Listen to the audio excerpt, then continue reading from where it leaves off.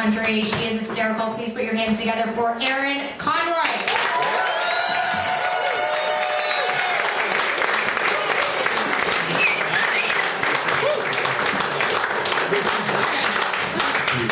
Easy on that. So, all right, let's get right into it, guys. Did you have a good St. Patrick's Day?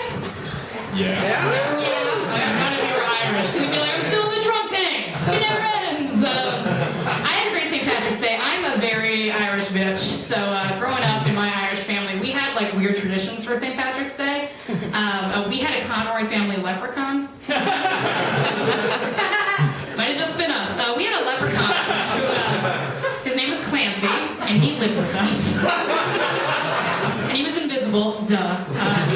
Leprechauns 101. And every St. Patrick's Day, my brother and sister and I would go downstairs and put out 3 shots of whiskey for him. With a little note that said, Happy St. Patrick's Day, love the kids. And we go to bed, we get downstairs in the morning, and the whiskey would be gone because of magic. And there would be presents for us with notes from Clancy, which, you know, was cute. It's just a cute thing we did. It started getting sloppy, though, as the years went on. I remember the last time we did it. I was like 18. It was right before I left for college. We put the shots out at night. We got downstairs in the morning, and all the whiskey was gone. Plus a couple bottles of vodka.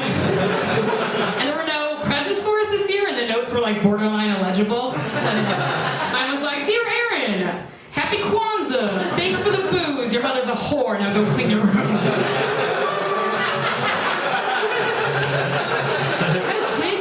So good. I don't mean to brag, but I also dated an Irish guy. What? Slow down, Conroy. I know. But, he was like straight off the boat Irish. Like he slid over here on a rainbow and fell into a house made of pea bricks. Big fucking Irish. It was a bad one because like his Irishness and my Irishness, all we did was drink and box and build railroads for like 2 years.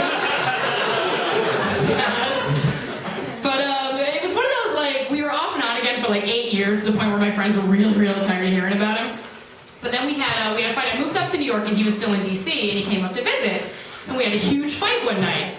And so, like, we're on the train ride back to my apartment. I'm like, you gotta get your shit and get out. He's like, yeah, okay, I will. Like, we're yelling and everything. Like, we're those assholes on the train. So he gets to my apartment. He, like, busting. He's like, I just need to use the bathroom. And I was like, that's cool. You got a long drive. So he knows it.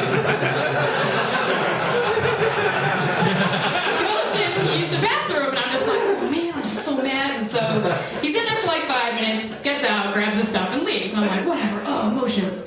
But then all of a sudden I'm like, what's that smell? And that's when I realized he upper decked me. 3 of the scumbags in this audience know what that is. He's not a good man. Upper decking is when you take a shit in somebody's toilet tank, so that every time that person flushes their toilet, your shit comes out into their toilet bowl. So I realized this, and I was like, what? And so I had a complete breakdown. He called the next day. He's like, we got to talk about it yesterday. I was like, we do have to talk about it. But it was so funny because after 8 years of like back and forth, and I can't leave him and unload him, you guys don't understand. Like all it took was one misplaced poop for me to never want to see this kid again. And like that, I decided is the real meaning of an Irish goodbye.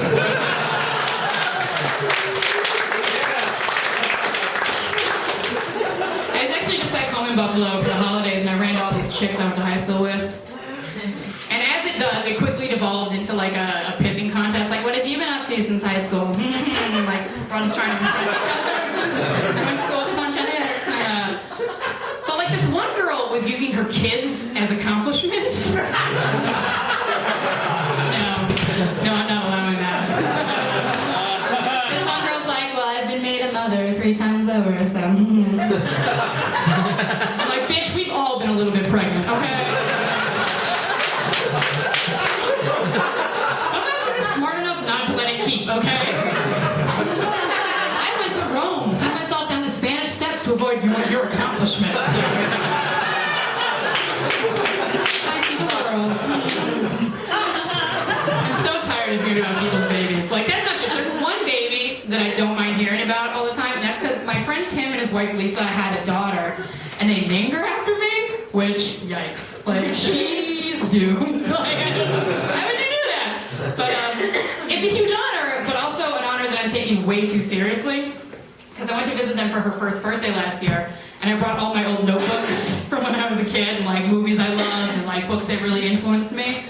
And Tim's like, what? And I was just like, well, she has a lot to live up to, and I just want to make sure that she's really prepared for it. And he was like, yeah, what kind of gauntlets have you thrown down in your 33 years here? And he's like, are you worried she's not going to get 3 out of 4 railroads on McDonald's Monopoly? Are you worried she won't get her song played on Delilah After Dark like you swear happened one time? Even though none of us heard it? Like, I was worried about that stuff, but now I'm mostly worried because her dad's a dick. He's like, actually, you should be trying to live up to our daughter because at 1 year old, she can already eat vegetables without crying. And when we tell her to stop kissing strange boys, she does it. And I'm like, well, she's never going to get married then. Because how will they know she likes that? I am pretty single. What? You guys are so surprised. I know, me too. I'm starting to think that maybe I'm too single because I was doing my laundry the other day and I realized I've got way too many red wine stains in my bed sheets. And like, that's not for company. That's for me spending like Friday, Saturday nights in by myself, drinking wine in bed and watching Investigation Discovery. Just being like, see, married women get murdered like all the time. I'm just being safe. I wish that was a joke. People do keep getting married though. I mean, against my better judgment. I can't stop them. But a friend of mine got married last year and he had his bachelor party in Vegas. And now this is the second male bachelor party in Vegas that I've been invited to in 2 years. Starting to think it's not a compliment when I get these invitations, because it always comes with, well, Erin's half a dude anyway, so, and I'm like, what? Half? You've got better bros. So we went to this one last year, and on the last day that we were there, we decided to pull our money and buy the bachelor a lap dance. Because this is America, and that is what you do.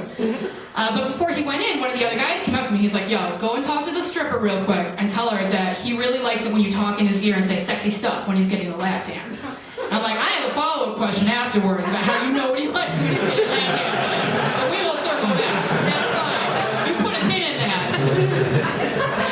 So I'm like, fine. All right, most of us are comedians. So I was like, all right, it's time for jokes anyway. So I go up to the stripper and I was just like, hey, you're about to dance for my friends. Can you do me a huge favor? When you're doing it, can you say really fucked up stuff to him the whole time? And he used to be like, ooh, I miss my family so much. They took me in the middle of the night and I was sleeping in a storage unit. And so she's like, sure. And so I'm like, oh, okay, it's that easy.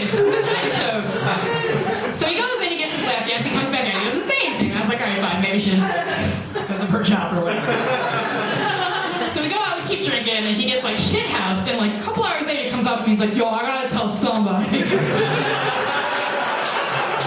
I tell somebody what? And he's just like, I was getting a lap dance earlier, that stripper was saying some really messed up stuff. And I was like, for real? And he's like, yeah, but the weirdest part is that it really worked for me. Now the joke's on me, because we can't be friends anymore.